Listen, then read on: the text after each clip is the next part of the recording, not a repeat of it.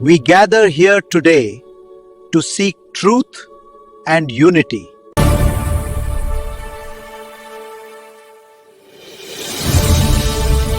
आज आपण डॉक्टर बाबासाहेब आंबेडकरांनी सांगितलेल्या 22 प्रतिज्ञा जाणून घेणार आहोत. नमो बुद्धाय.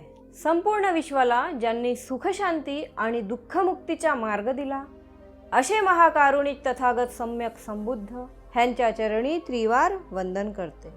त्याचबरोबर ज्यांच्यामुळे आज आम्ही ह्या समाजामध्ये मानवर करून जगत आहोत असे संविधानाचे शिल्पकार, युगपुरुष, युग प्रवर्तक, भारतरत्न परमपूज्य बोधिसत्व डॉक्टर बाबासाहेब आंबेडकर ह्यांच्या चरणी सुद्धा त्रिवार वंदन करते. जसं की आपण सगळ्यांनाच माहिती आहे, 14 ऑक्टोबर 1956 नागपूर येथे लाखो लोकांसोबत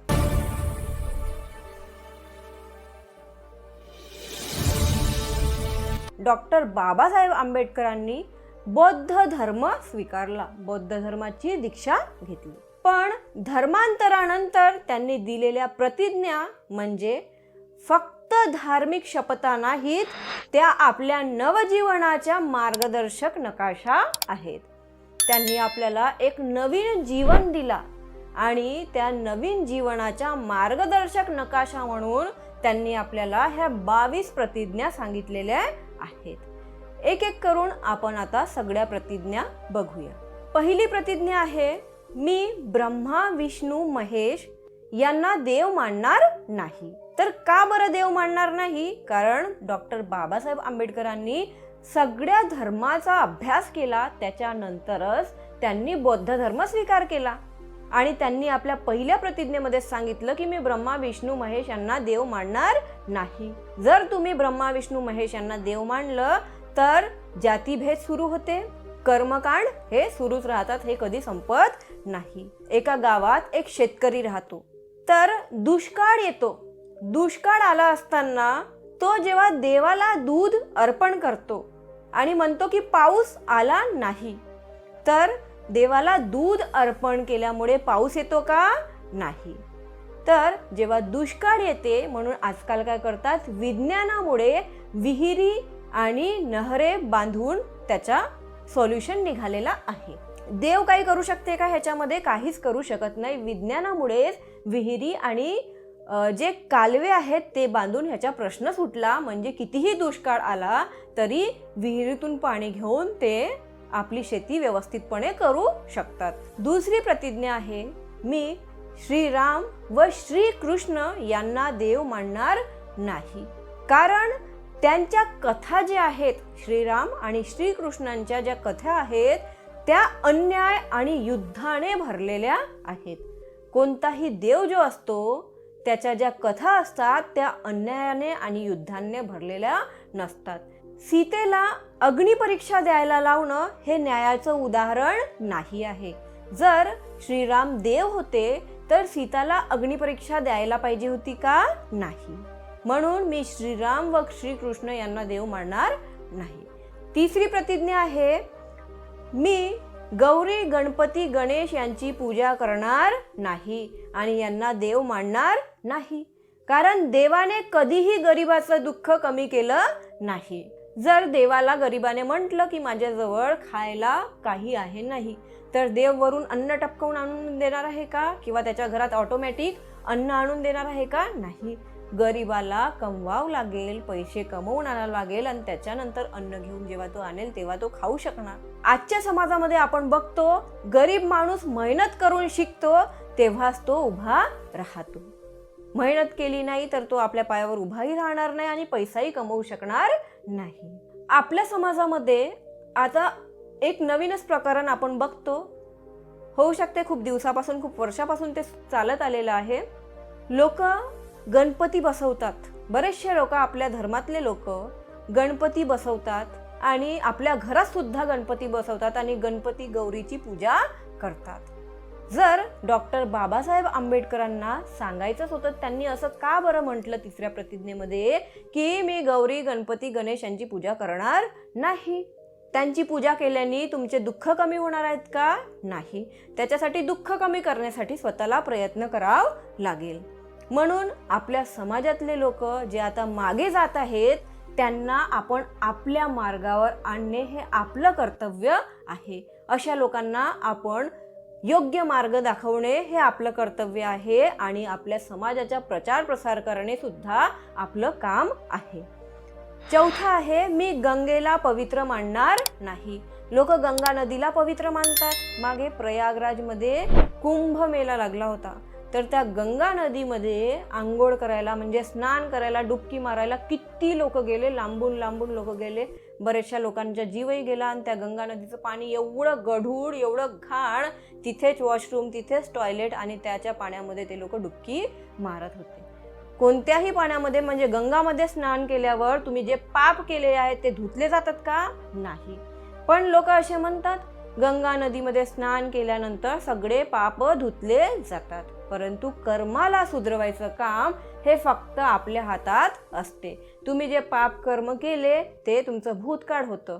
वर्तमान काळ तुम्हाला सुधरवायचं आहे आणि तुमचं येणारं भविष्य काळ सुद्धा तुम्हाला सुधरवायचं आहे. म्हणून मी गंगा नदीला पवित्र मानणार नाही. कारण स्वच्छ पाणी महत्वाचं आहे, नदी पवित्र नाही. कोणतीही नदी असो ती पवित्र नाही, त्याच्यातलं स्वच्छ पाणी महत्वाचं आहे. गंगा नदीमध्ये लोक म्हणतात, ह्यासाठी डुबकी लावतात की माझे सगळे पाप धुतले जातील, पण त्यांना आजार होतात. पण त्याच जागी आपण जर उकळलेलं पाणी पिलं तर आपलं आरोग्य चांगलं राहते. 6वं आहे, मी गाय पूजणार नाही, म्हणजे मी गायची पूजा करणार नाही. गाय माता आहे, गौ माता म्हणतात. गाय उपयुक्त आहे पण देवी आहे का? नाही. तर लोक गायीची पूजा करतात आणि गौमूत्र सुद्धा पितात. शेतकरी गायीकडून दूध घेतो, दूध गाय शेतकरीला देते, बरोबर. पण पूजा केली, त्याने जर गायची पूजा केली तर गाय त्याला डबल दूध देणार आहे का? नाही. दुधाचे उत्पादन वाढणार का? नाही. गायची पूजा जरी केली असेल किंवा नसेलही केली, पण गायला जेवढं दूध द्यायचं असेल ती तेवढंच दूध देणार. तुम्ही पूजा केली म्हणून ती डबल दूध देणार का? नाही. 5 लिटर दूध देत असेल तर पूजा केल्यामुळे 10 लिटर दूध देणार आहे का? नाही. म्हणून मी गाय पूजणार नाही. 6वं आहे, मी ब्राह्मणांनी बनवलेल्या देवतांची उपासना करणार नाही. ब्राह्मणांनी जेवढ्याही देवता बनवलेले आहेत त्यांची मी पूजा करणार नाही. कारण काय आहे, हे देव जे आहेत ते गुलामगिरी टिकवण्यासाठी आहेत. जातीपात जेव्हा होते तेव्हा माणसातच भिंत तयार होते. हिंदू, मुस्लिम, शीख, ईसाई याच्यामध्ये भिंत तयार होते. म्हणून मी ब्राह्मणांनी जेवढेही देव बनवलेले आहेत त्या देवतांची मी उपासना करणार नाही. 7वं आहे, मी श्राद्ध करणार नाही. कारण आपण जेव्हा श्राद्ध करतो तर जे मृतक असतात त्यांच्यापर्यंत अन्न पोहोचतो का? नाही. काही लोक पितृपक्ष अमावस्या म्हणतात आणि त्या दिवशी श्राद्ध करतात. आपल्या पूर्वजांना ते अन्न देतात आणि तो कावडा येतो आणि तो कावडा अन्न खाऊन जातो. ते लोक म्हणतात की जे आई वडील आहेत आमचे किंवा जेही कुणी मरण पावलेले आहेत त्यांच्यापर्यंत तो अन्न पोहोचतो म्हणून. पण आई वडील जिवंत असताना त्यांना आदर द्यायला पाहिजे, तेच खरं पुण्य आहे. तुम्ही जेव्हा तुमचे आई वडील जिवंत राहतात तेव्हा तुम्ही त्यांना खाऊ पण घालत नाही, नीट बोलतही नाही आणि त्यांचं काही करतही नाही. आणि जेव्हा ते मरण पावले, जेव्हा ते मृत झाले तर मेल्यानंतर पितृपक्ष अमावस्याच्या दिवशी किंवा जेव्हाही तुम्हाला श्राद्ध करायचं असेल तेव्हा तुम्ही श्राद्ध करता आणि म्हणता की आम्ही त्यांच्या आवडीचे वस्तू बनवलेल्या आहेत. पण त्यांच्यापर्यंत पोचतात का ते? नाही. तेच आवडीचे वस्तू जेव्हा ते जिवंत असतात तेव्हा आपण त्यांना बनवून द्यायला पाहिजे.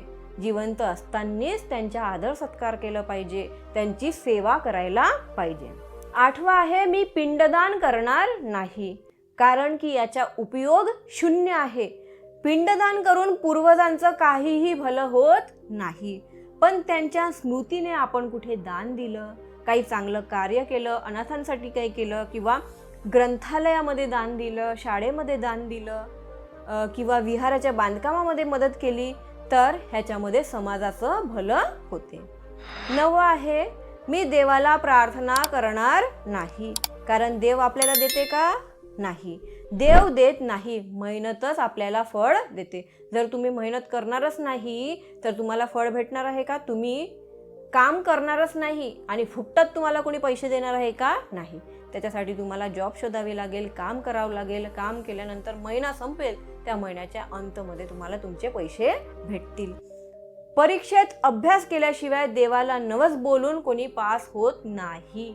एक मुलगा आहे, त्याने काहीच अभ्यास केला नाही, परंतु तो देवाजवळ जातो आणि म्हणतो मी पास झालो तर मी 1 किलो पेढे चढवणार, 51 रुपयाच्या दक्षिणा देणार, जेही काही आहेत तो ते म्हणतो.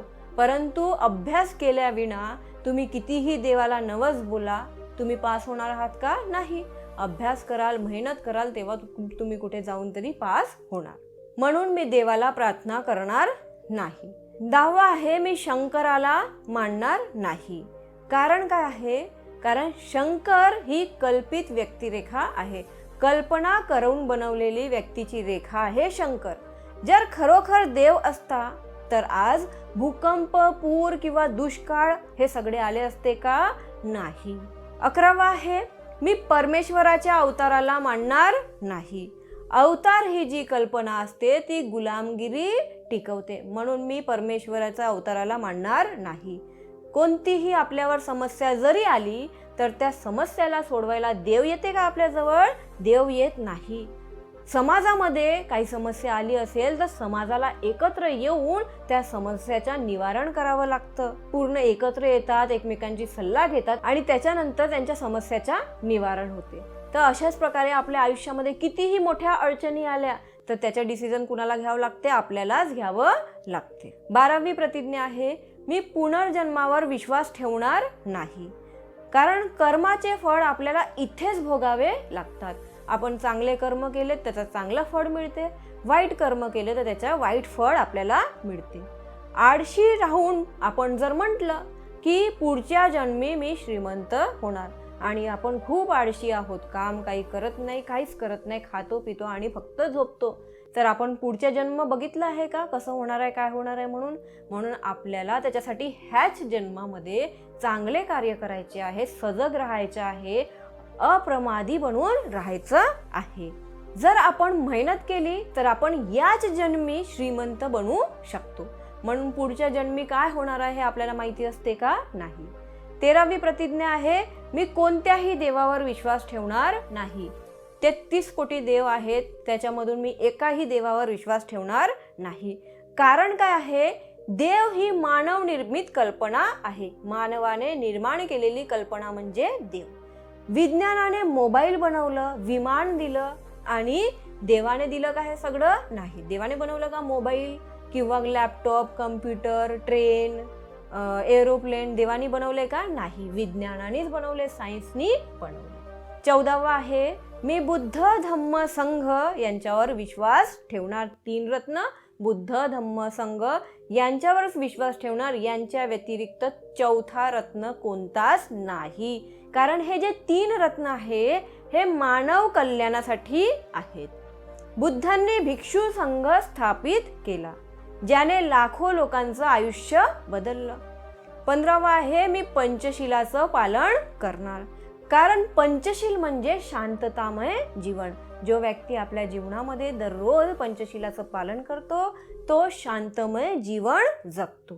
एखादा व्यक्ती दारू पीत नाही, तंबाखू खात नाही, गुटखा खात नाही, तर अशा व्यक्तीचं घर सुखाने चालतं, त्यांच्या घरात सुख नांदते. आणि जर आपण बघितलं मद्यपान जो व्यक्ती करतो त्यांच्या घरामध्ये खूप भांडण होतात, खूप क्लेश होत असतात. 16वी प्रतिज्ञा आहे, मी अष्टांगिक मार्ग पाळीन. कारण हा मार्ग दुःखापासून मुक्तीचा मार्ग आहे, निर्वाणाकडे घेऊन जाणारा मार्ग आहे. योग्य उपजीविका जर आपण निवडली तर त्याच्या समाजालाही फायदा होतो आणि स्वतःलाही फायदा होतो. 17वा आहे, मी बुद्धांच्या शिकवणीवर चालेन. बुद्धांनी जे शिकवणूक सांगितली आहे मी त्यांच्यावर चालेल. ती तर्कावर आधारित आहे. बुद्धांनी काही सांगायचं म्हणून सांगितलं का? नाही. तर जेही सांगितलं त्याच्या मागे त्यांनी अनुभवलं, त्याच्या मागे काही ना काही कारण आहे आणि मग बुद्धांनी सांगितलेलं आहे.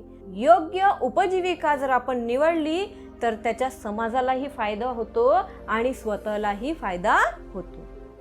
17वा आहे, मी बुद्धांच्या शिकवणीवर चालेन. बुद्धांनी जे शिकवणूक सांगितली आहे मी त्यांच्यावर चालेल. ती तर्कावर आधारित आहे. बुद्धांनी काही सांगायचं म्हणून सांगितलं का? नाही. तर जेही सांगितलं त्याच्या मागे त्यांनी अनुभवलं, त्याच्या मागे काही ना काही कारण आहे आणि मग बुद्धांनी सांगितलेलं आहे. 19वा आहे मी बौद्ध धर्म पसरवीन, म्हणजे मी बौद्ध धर्माचा प्रचार प्रसार करील, कारण हा मानवतावादी धर्म आहे. आज आपण बघतो संपूर्ण जगभरामध्ये बौद्ध धर्मामुळे शांती संदेश देते. ठीक आहे, शांतीचा संदेश खूप सारे देश पसरवतात, म्हणून मी बौद्ध धर्म पसरवायचा प्रयत्न करेल. 20वा आहे मी आयुष्यभर बौद्ध राहणार, कारण खरी मानवी मूल्य हे बौद्ध धर्मातच आहेत. बौद्ध होऊन कोणी कधी गुलाम राहिलं नाही, उलट मुक्त झालेले आहेत. 21वी प्रतिज्ञा आहे मी इतरांना बौद्ध धर्मात आणीन, कारण करुणा म्हणजे इतरांचं भलं करणं आहे. जसं एका कुटुंबाने बौद्ध धर्म घेतला आणि पुढच्या पिढीला शिक्षण आणि स्वाभिमान दिला. 22वी प्रतिज्ञा आहे मी आयुष्यभर समानता, बंधुता आणि स्वातंत्र्यासाठी जगील, कारण ही धम्माची खरी ताकद आहे.